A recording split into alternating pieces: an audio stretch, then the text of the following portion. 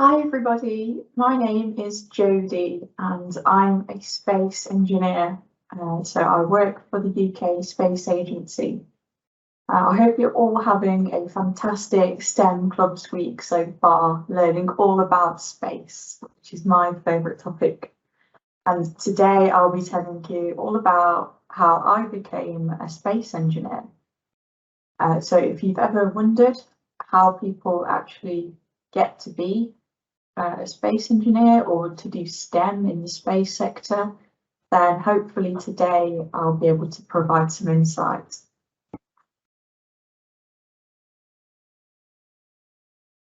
So my engineering route to space all began when I was at school.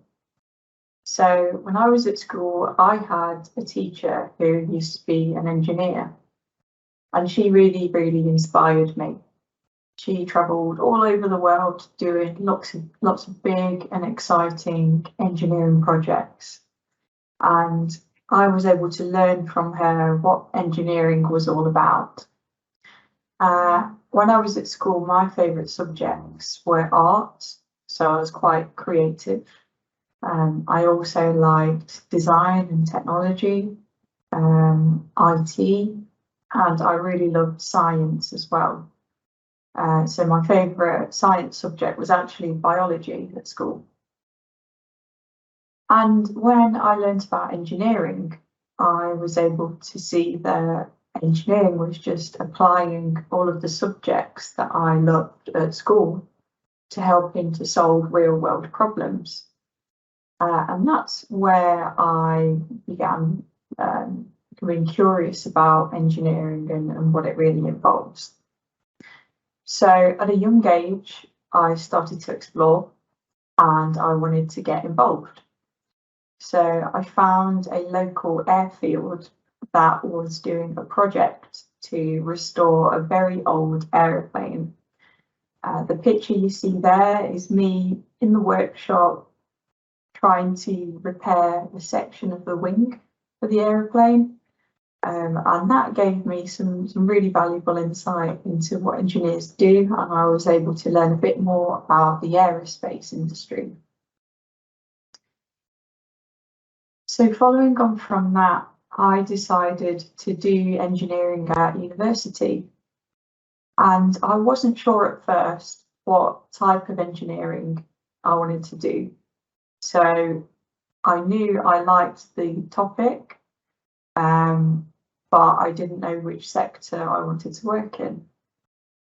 I chose to do mechanical engineering because it aligned with a lot of what I enjoyed doing at school. So looking at the physical elements of the world around me, and how things can work. And I was aware that mechanical engineering could keep my options open later down the line, so I could pretty much go and work in any sector I wanted to, be it aerospace engineering or civil engineering even. So I really enjoyed my studies at Sheffield Hallam University doing mechanical engineering, and I got involved in a few different projects and work experience to see what companies were doing in engineering.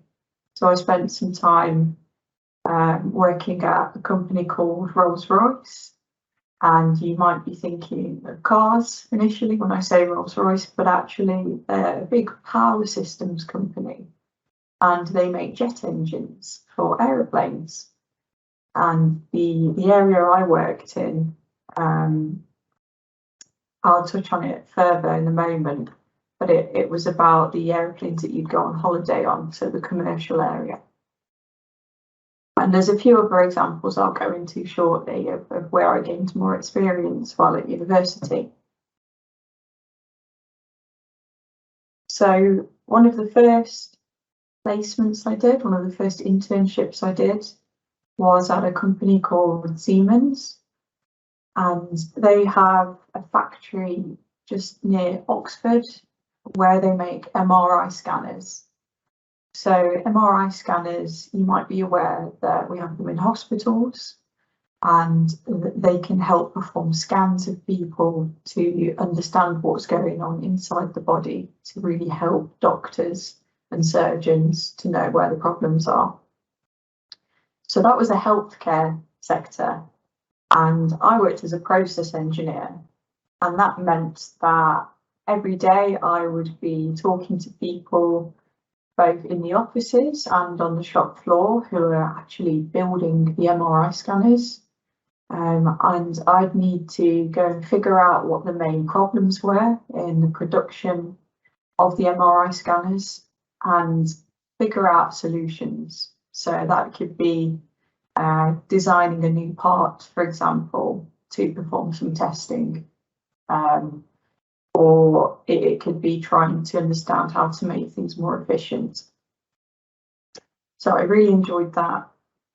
And I was keen to do more, to get more involved in industry and to gain some experience. So I mentioned Rolls-Royce, and that's one of the jet engines just behind me there. So you get an idea of how big these are. And my role at Rolls-Royce was as a design engineer. So in that role, I was responsible for looking at the technical drawings. So how we work with some of the concept engineers and the future programs of the business to scope out exactly the detail of different components to make new products. So it was about doing a lot of computer work, so modelling designs on the computer and translating that into proper engineering drawings that people could take away and then manufacture parts with. So that was a really, really interesting placement that I did. And I was able to contribute to new products. So that was really exciting for me. I was keen to see the manufacturing side of things as well at Rolls-Royce. So I then went on to spend another few months working as a manufacturing engineer. And this area helped me to understand, once the parts have been manufactured, how do we assemble things together and then test them before they go out to the customer. So in that role, I worked a lot on the shop floor actually, and I was helping to improve processes. Processes like how do we assemble the key shafts that run through the centre of the jet engine, or how do we attach the casing or assemble the big turbine blades. And in particular, I was looking at any defects. So if there were any problems or any parts that the customer might not be satisfied with because it hadn't been assembled quite right. So my job was really important in ensuring that things were done to the right standard of quality. And that meant that I was able to make an improvement in the company, and we had less defects and issues then as a result. So that was really, really valuable work, really rewarding too. I really enjoyed that. So I've talked a lot about engineering more broadly, and the fact that I've worked in a couple of different industries to that point. So whilst at university still, I was in my second to last year, and that's when I decided to go to a space event. So this event was down in Surrey, and actually I wasn't planning to attend until just the day before. So it was a real last minute decision. I knew nothing about space whatsoever.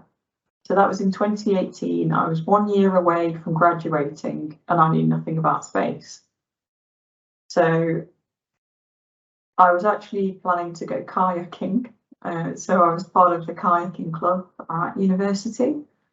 But that particular year in 2018, we got lots of heavy snow and it was a camping trip as well. So I thought, no, I need a backup. I don't want to go camping in the snow. So I decided to go along to this space conference for students. And it completely opened my eyes to the space sector. I was able to meet with so many different people from all over the UK who were interested in space. And we got to meet lots of companies too. So you see some in the photo there that are mentioned. And I realised at that point that actually there's so much opportunity to go down the route of space sector in terms of my career. There were so many space jobs that I didn't know about because space was never talked about in a careers context when I was at school. So I just hadn't considered it up to that point. But I'm so glad that I went to that event because that massively influenced what I did next and the direction I took. So knowing that I now wanted to work in the space sector, I decided to try and get a bit more experience in space because it was all new to me. So I went over to Belgium and I took part in the European Space Agency's training course. So they run training courses for students who are at university, and you can learn about different aspects of space. And I went to learn all about spacecraft operations. So that's like mission control. So how do we actually control satellites and spacecraft that are up in space? What do we do to send commands to them? And what do we do with the data that comes back to us? So I was still at university at that point.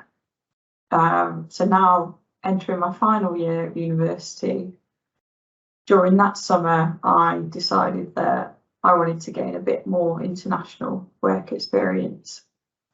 To me, I've always been really keen traveling, and I absolutely love visiting different countries. And I was able to get a sense that space was very much an international area to work in. Space itself has no borders, and together countries need to work collaboratively to make space work for everybody. So I decided to go down to South Africa, and I spent a few months in Cape Town working at a company called Gabler Medical. So this company is in the healthcare sector. I worked in research and development, so that's a lot of design work on the computers, using maths, applying physics as well to try and improve products. And the products that they made were ventilators for hospitals and also oxygen flow devices and suction devices as well. So the things that patients really rely on, like when they're going for surgery, for example, or the suction equipment that a surgeon would use to clear blood away when performing an operation. So that was really, really interesting. Not related to space though, but it didn't matter because it was still really, really valuable experience. And I gained a lot of transferable skills that I could then apply to whatever I chose to do next. So after I finished my studies at Sheffield Hallam University, I was still set on space, and I wanted to really dive a bit deeper into the subject. So I went to study at a place called the International Space University, which is a real place, and they're located in France. I took part in a program that they run every year, where you spend 9 weeks and you learn all about space and all the different elements of it. So not just the engineering side, but I also learned about space science. I learned about space business and entrepreneurship. I learned about space law and politics, even art and creative subjects, as well as astronaut health, for example, and how the human body works in space. So that really gave me very detailed insight into the sector, and I was able to meet with and learn from lots of other people from all over the world who were also interested in space. So following on from my space studies, I got a graduate job working at the European Space Agency. So although I chose mechanical engineering at university, I didn't do aerospace engineering or space engineering. The skills that I picked up when working at Siemens, when working at Gabler Medical, when working at Rolls-Royce, all of those skills really helped me to transfer those to my work at the European Space Agency. So I was able to demonstrate that I had the competencies to be able to go and work there, even though space wasn't really my background.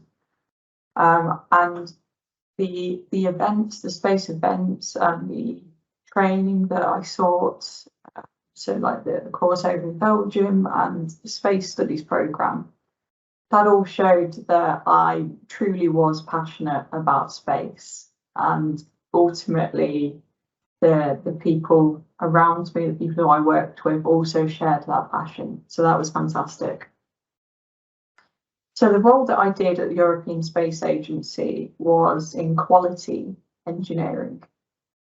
So I looked at how we did things at mission control, which was really cool because I got to spend a lot of time with the different mission operations teams. So the people who actually send the signals up to the spacecraft, and also monitor the health of the spacecraft to see, you know, are the battery levels okay? Are the equipment overheating? Are the solar panels deployed correctly? Are we getting the right telemetry back, which is the data that the spacecraft sends to us? So all of these things were super important for making sure the mission, whatever it was, could go and complete its objectives. So that could have been around Earth observation, so missions that take images and scans of the Earth, and they can monitor things like climate change, or they can look at floodplains and help farmers to understand how best to grow their crops. There's many different applications of spacecraft, and beyond Earth observation, you've also got things like telecommunications. So 4G and 5G, for example, is enabled by satellites.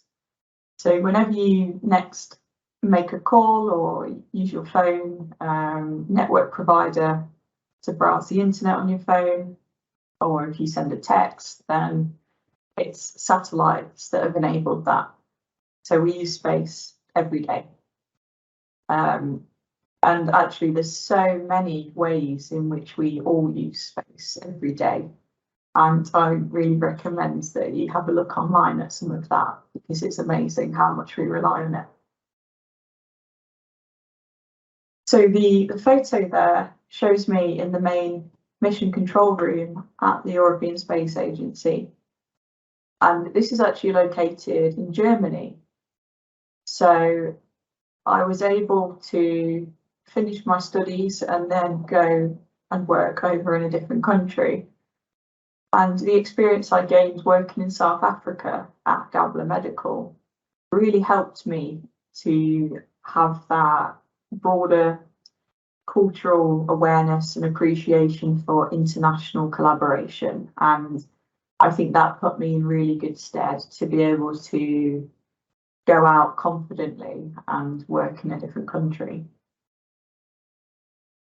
So after finishing my graduate scheme over in Germany at Mission Control, I decided I wanted to come back to the UK, and I was keen to work for the UK Space Agency.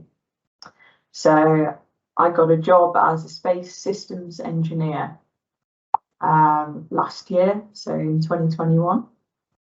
And I'm part of a team called the Office of the Chief Engineer. So we're an engineering team within the UK Space Agency. And the work that I do is mainly focused on the spacecraft itself. So on the satellite, all of the different subsystems that you have. Things like the onboard computer, the solar panels, the batteries, the heating units, the antennas for communications. There's so many parts on a spacecraft that all need to be able to work together to ensure that the mission can achieve its objectives. And it's the role of a systems engineer like myself to keep an eye on that and to make sure that those parts all can work together. So I'm involved on a few different missions and projects, which is really cool. One of the things I love most about my job is being able to go from one mission to another on a daily basis. So there's a lot of variety in what I do. I support work around Earth observation and climate change, through to space science and a future European mission called Comet Interceptor that's going to capture science data of a comet that will pass through our solar system for the first time in from 2029. So that's when the mission is due to launch. And then the other aspect that I closely work on is with space sustainability. So space sustainability is a real topic at the moment across the space sector, because just like you have plastic in the oceans, unfortunately we have space trash as well floating around our planet, and there's quite a lot of it. That can cause major problems for the active satellites that we have up there, doing scans of the Earth for climate change, for example. If some of that junk collides with our satellites, then they can destroy them, and they can also cause further breakups and additional space junk to float around in space. So really, we need to make sure that space is as sustainable as possible so that we're able to make use of it going forwards in the future. And some of the work I'm doing is on a new mission that's led by the UK Space Agency on removing some of those pieces of space junk. So we're looking to launch a spacecraft ready for 2026, and the plan is for that to go up and capture 2 dead satellites and to bring them back down towards the Earth and put them into an orbit that goes quite low relatively to our atmosphere, and all of the atmospheric drag induced will cause the spacecraft to burn up, to disintegrate. So essentially it will just become dust. It will disappear, and that's what we're looking to do to help clean up some of the assets in space. So I hope that's given some insight into how I got into the space sector. As I say, I really enjoy what I do. It's always varied. There's always so much opportunity to work on new projects. And actually now is a really, really exciting time for the UK space sector, because later this year we'll be launching rockets from UK soil for the very first time. So a big one for the history books, and it's just a really exciting time at the moment. Lots of growth, lots of new companies all over the UK that you could potentially go and work for at some point in the future. So I'll leave it now with a short video that will give a bit more visual insight into the type of work that myself and other colleagues at the UK Space Agency do on a daily basis. Thanks very much. Bye-bye. My name is Jody Howlett and I'm a Space Systems Engineer at the UK Space Agency. My job involves providing technical oversight to the different teams, projects and programmes across the whole of the UK Space Agency. So I completed a degree in mechanical engineering, and after that I studied at the International Space University, and following from that I joined the European Space Agency, where I completed my graduate scheme out in Germany at their Mission Control Centre. I absolutely love working in the space sector because I get to apply my skills as an engineer, and the work that I do helps contribute to new space missions, UK launch capability and new applications from satellite data to benefit our entire planet. If you choose to become an engineer, you become part of something much bigger, and you can work on things that really push the boundaries of what humanity is capable of. Engineering is incredibly rewarding and fun, and it's for everybody. Diverse talent in space and engineering are both absolutely crucial in shaping a brighter future for all of us.